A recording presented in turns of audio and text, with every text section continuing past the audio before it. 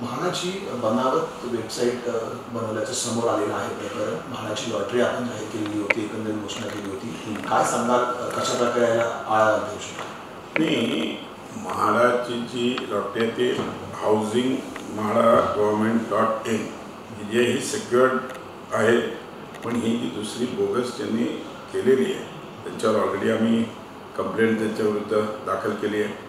आमची या ठिकाणी सर्व नागरिकांना विनंती आहे की म्हाडाची जी ऑफिशियल साईट आहे त्याच्या माध्यमातूनच त्यांनी रजिस्ट्रेशन केलं पाहिजे. ही जी फेक साईट आहे त्याच्यावर ऑलरेडी आम्ही काल गुन्हा दाखल करण्याकरता कंप्लेंट दाखल केलेली आहे.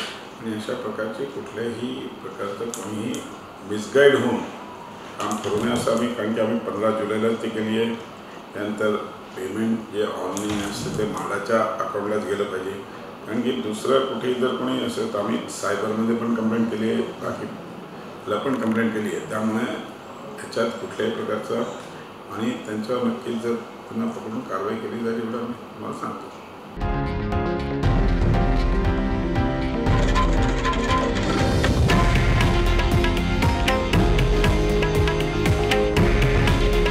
हे आहे देशातील नंबर 1 न्यूज नेटवर्क आणि आपण पाहत आहात TV9 मराठी.